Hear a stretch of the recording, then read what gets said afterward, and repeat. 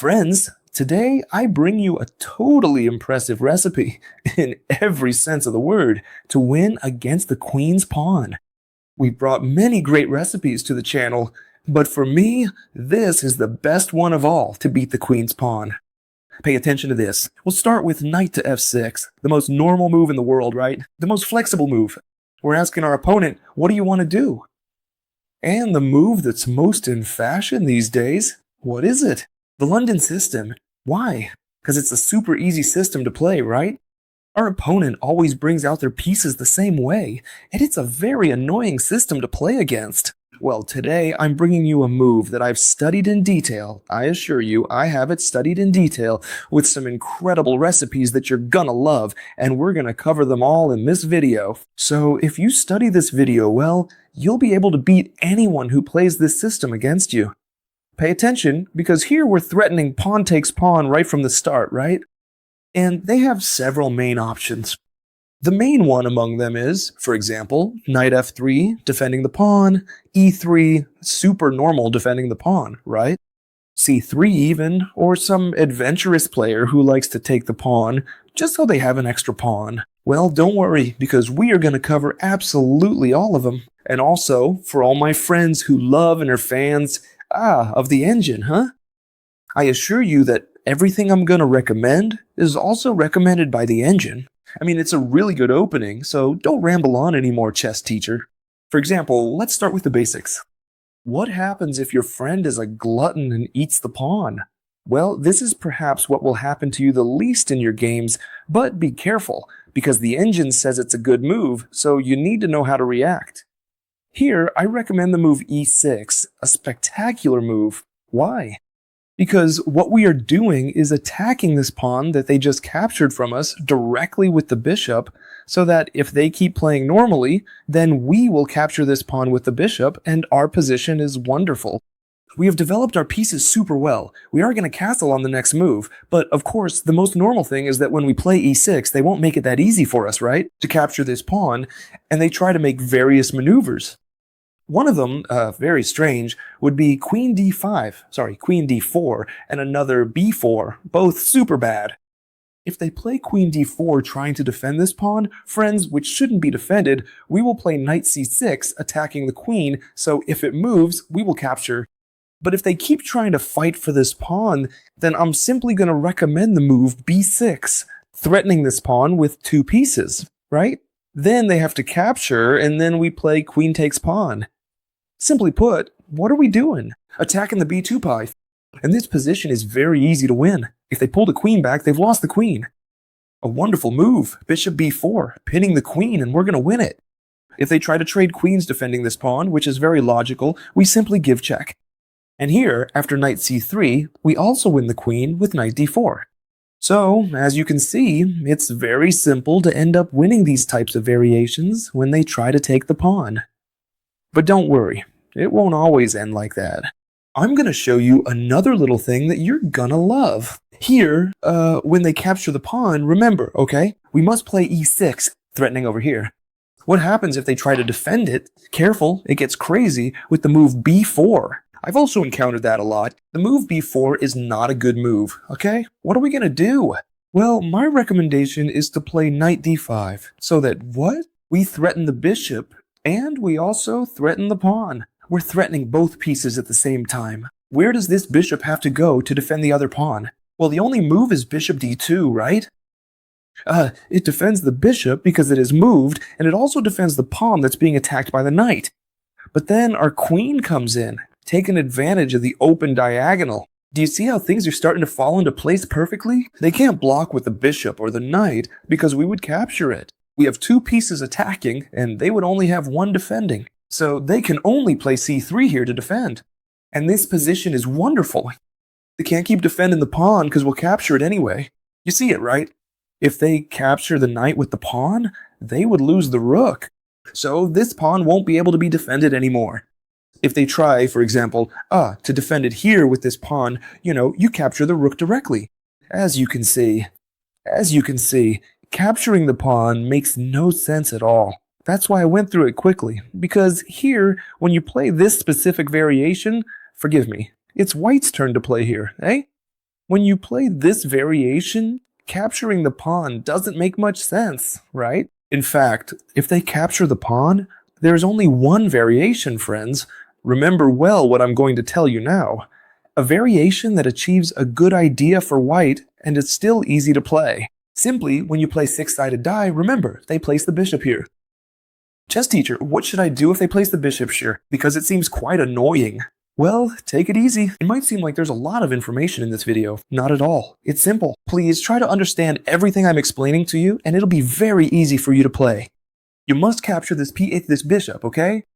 And they can capture it in two ways, with the queen and with the pawn. I want this video to be super complete. That's why I'm giving you all the options. Very well. If they capture with the queen, let's start with this one. What we're going to do is the following. Knight to a6, attacking this pawn, and subsequently, for example, after any move, we'll play queen to a5, check, and we'll capture the pawn and recover this pawn, we'll trade queens, and we'll end up in a wonderful position.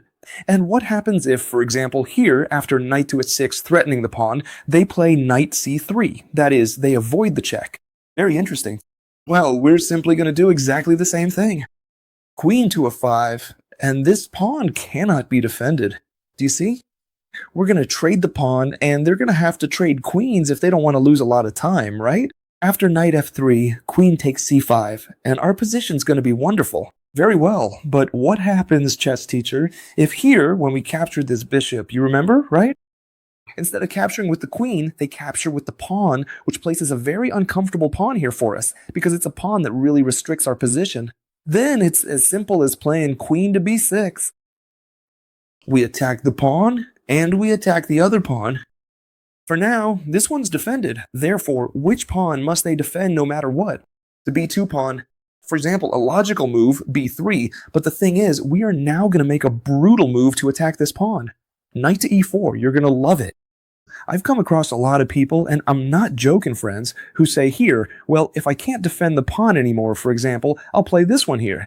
Well, this would already be checkmate, do you see?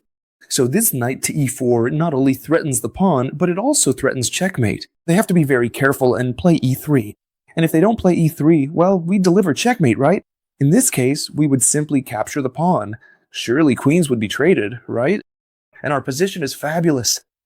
Don't worry, because we'll be doing great here.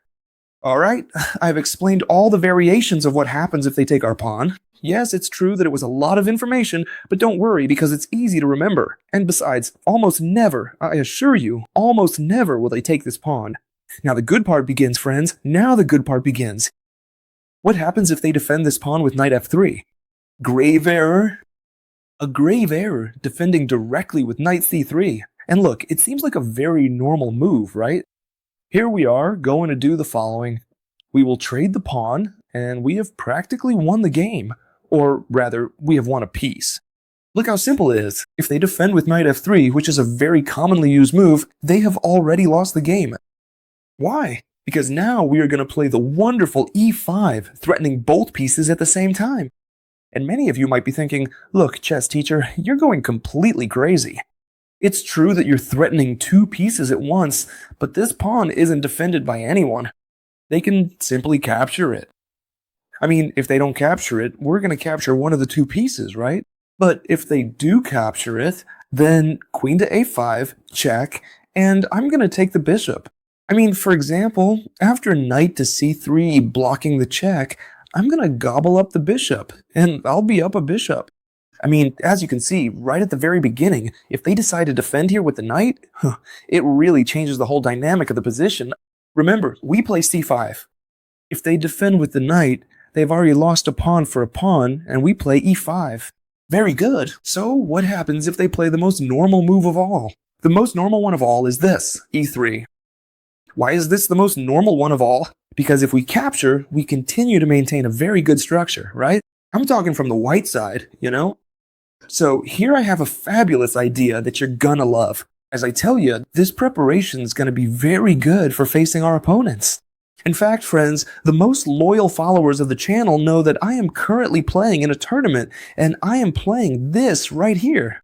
My opponent today, I hope they don't watch the video because they play the London system, and I'm gonna play this against them. I hope they don't watch this video. Very well. So if they play e3, my diabolical plan is the move queen to b6, but I'm not going to play it right away, okay friends? If I play queen to b6, which seems very interesting, threatening this pawn right here, right?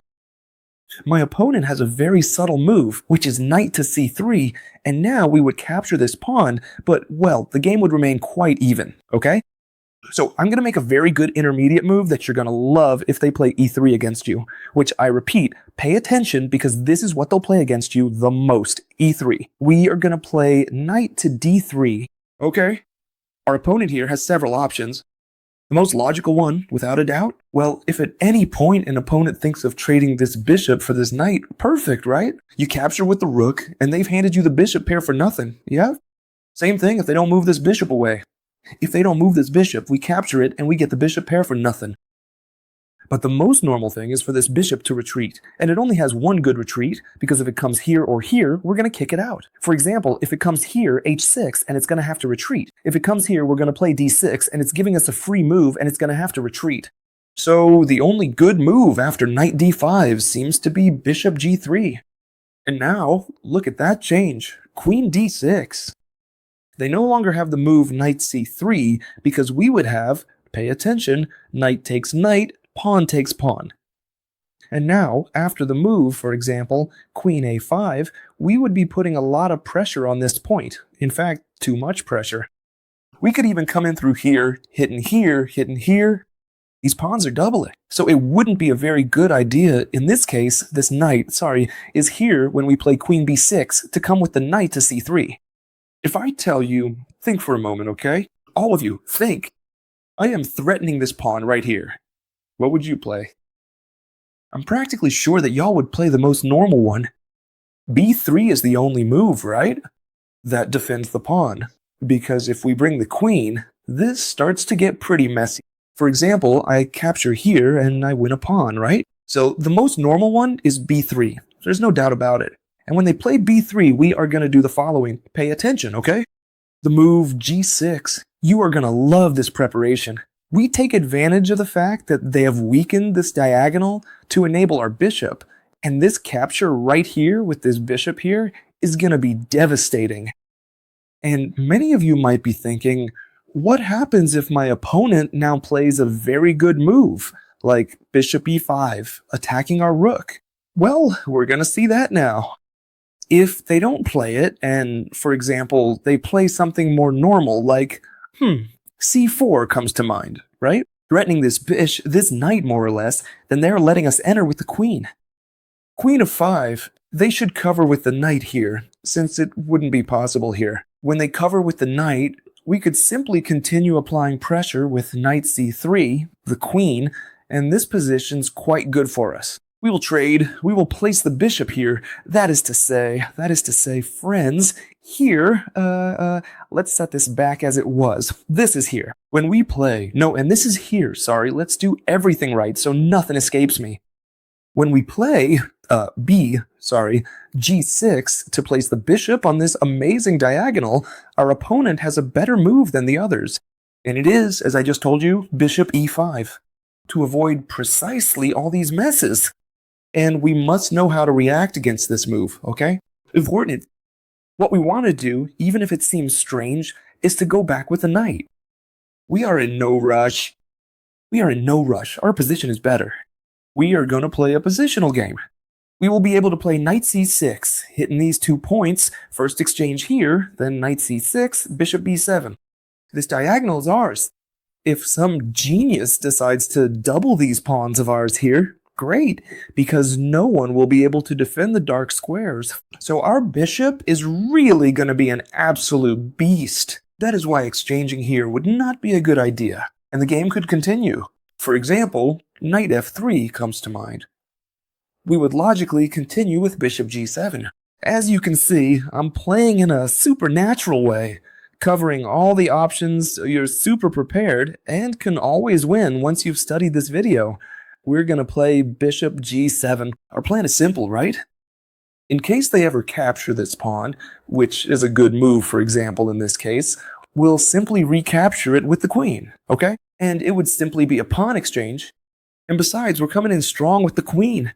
For example, when they develop the bishop, it really doesn't matter how to us. We're going to play knight c6, and our pieces will be very harmonious. We attack this bishop, which must retreat. It's better if it retreats along this diagonal, because otherwise our bishop will have discovered attacks with the knight. So bishop b2, just to say something. And here we could simply occupy the center with d5, and as you can see, it's true, our opponent has played perfectly, huh? But we still have the more pleasant position. We are going to castle. This bishop comes out wherever we want, and black's position is even better than white's position. Therefore, no matter how perfectly our opponent is playing, which is what you are seeing, we're gonna manage to win anyway. And here, what happens if they don't play perfectly? Because watch out, we have some diabolical variations here. For example, c5, e3. What should we play against e3? First, knight d5, threatening this bishop. And now queen d6. Very well, we've seen this is super simple. The only move here that really defends is b3. As you can see, there is no other move. And now the most normal thing is for them to play what? Well, for us to play g6, the most normal thing for them to play is bishop to e2. We've seen this kind of setup before, haven't we? It's a very standard response. And we've also seen that what we wanted was to go back with the knight. Very well. What happens, friends, if now, when we go back with the knight, they decide, for instance, to capture this pawn? Very well, they capture this pawn, and now we are going to do the following. Queen takes c5. And if, for example, my opponent now plays, let's assume knight f3, right? I'm thinking of a totally normal developing move. Then we are going to play queen to a5. We put pressure here. If our opponent goes back with the bishop, we go back with the queen and absolutely nothing happens. I'm giving you all the options, okay? If our opponent defends around here, watch out, because we have some very diabolical plans. d6, e5, winning the bishop. So they have to be very careful not to get their pieces trapped. Even so, if they don't fall for these little tricks, right? We can keep applying pressure, knight c6, and the bishop applies pressure here. The rook is going to be placed on this open file where we don't have the pawn. We'll always be able to take advantage of this, and it's going to be a real massacre of a game if we play correctly, huh?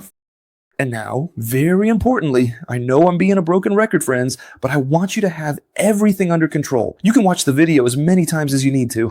I'm aware that for most of you, it's normal, right? Myself included, just watching this video once, you're not going to be able to retain everything. It's completely normal. But the good thing about having it on YouTube is that you can save it and watch it as many times as you need. You can even watch it while you go over it on the board. What I do is I put it on the TV and while I go over it on my board, right? We've seen what happens if they capture. Bad move. If they play knight f3, a terrible move because we would capture and play e5. We'd win a piece, remember? We've seen what happens with e3, the most normal one of all. This is the most normal one of all. For example, let's keep looking at a variation with e3, since we haven't seen them all yet. If they are now here with queen b6 and they decide to play, well, this is pretty obvious, right? b3, what should we do? g6. All of this is well. What if they don't do this? If they don't, the advantage is abysmal because they're hanging the pawn. So they must do this. And if they don't retreat the bishop, then we'll capture it, right? Very well, b3. And once they play b3 and we play g6, it could be that our opponent continues playing, for example, with, I'm going to assume, let's see how I see it. For example, bishop d3. A normal bishop development, that is to say, it's not coming to attack this rook here. We could capture this pawn directly with the queen, and I encounter this a lot. Our opponent hasn't paid attention to the threat, and now we are winning a pawn here. We are attacking this rook, meaning they have to defend, and they only have one way to defend. The knight can't come because we'd capture it. The only move is c3. And now, simply put, we've already done our job. We are up a pawn, the queen returns to her position. You must keep one thing in mind. In this opening, the queen is always good, whether on c7, careful as long as this bishop isn't aiming there, right? On c7, on b6, and on a5. As long as these squares aren't occupied, they will be good squares. And so the game would continue from here, but with an extra pawn, applying a lot of pressure. We'll place the rook on this file, and the game is going to be super comfortable. But now we're missing a variation that we haven't seen. What happens, friends, if they decide, right? to defend the pawn after c5 with c3. You can't complain, huh? Notice that everyone who plays bishop f4 is going to end up here, right or wrong, right? So they have to play something here. We're covering all options. Knight f3, e3, and c3. That's a logical variation since it defends the pawn. If we capture it, what happens? They'd simply recapture with the pawn. So here there's no need to play knight d5, but rather when they play c3, we are going to play queen b6 directly. As you can see, our whole idea revolves around placing the queen on b6. Very well, we are attacking over here. They must defend this part. For example, the most logical one, queen c2. And then, here they already lose a pawn. They lose the d-pawn. Pawn takes pawn, and queen takes pawn. They would lose a pawn. So the most logical one, which is queen c2, would no longer work to defend this pawn. How do they have to defend it then, if queen c2 doesn't work? For example, what happens if they try to trade queens with us? Something very interesting as well. Well, my simple idea is to trade queens, right? And trade this pawn in such a way that they have two pawns here that are the laughingstock of the position. We'll play around here. They won't be able to cover well because these two pawns are very easy to attack. And so this position, if they try to trade queens with us, is going to be tremendously good for us. So with queen b6, we have seen queen c2 doesn't work, queen b3 doesn't seem interesting. What other options do they have to defend the pawn? Well, they could play b3. And then, what would we do? Well, we would trade the pawn.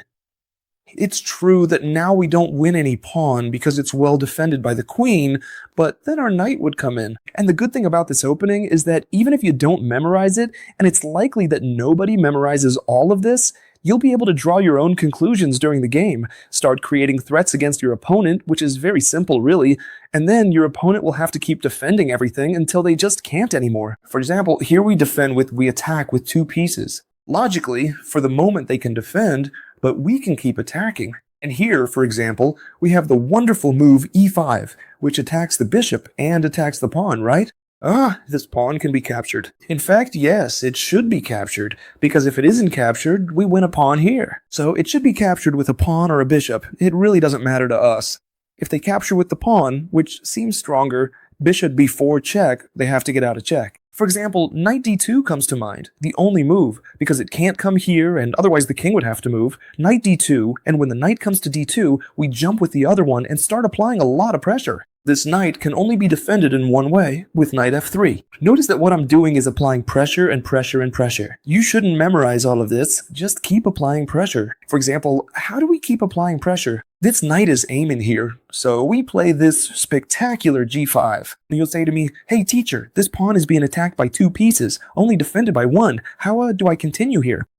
If you capture with the knight, I capture here and win a piece. So you must capture with the bishop. And once you capture with the bishop, it's as simple as the following. Knight takes c5. And even though it might seem like everything is hanging, this position is wonderful. The only thing we'll have to do is eliminate this knight. As simple as that. I mean, if they capture this knight now, then great, right? This is the simplest thing in the world. Why? Because they're already helping us do what we wanted to do. Capture here. This knight was defending, so bishop takes d2, oh, check. The opponent will have to move the king if they don't want to give up the queen. And this position really is absolutely wonderful. We could even do the simplest one of all. Queen, knight c3, check. And we take the queen. See how simple that is? So, as you can see, this knight cannot be captured. But it doesn't matter, because no matter what they do, we've won the game. For example, for the curious ones, here the engine recommends the move queen c2 for white. But it doesn't matter, because the only thing we have to do is eliminate the defender, like knight takes knight. And now, simply, we could capture here, which is free, or capture here, which is also free. In other words, a free piece, wherever we go. What's the best move according to the engine? Well, they're all good, but the best one is bishop takes d2, check, precisely to break the castling. Knight takes bishop, huh? Winning this bishop here. And now when they capture, as you can see, we end up with an extra piece. Logically, the game still has to be played out. It's obvious, every chess game is a different world, but these are just examples of how we can keep the pressure on with this opening, which I assure you will help you win many, many games. What should you do, I think, to study this opening well, or any other, right? But in this case, this video. What I would do is watch it again calmly when you have time.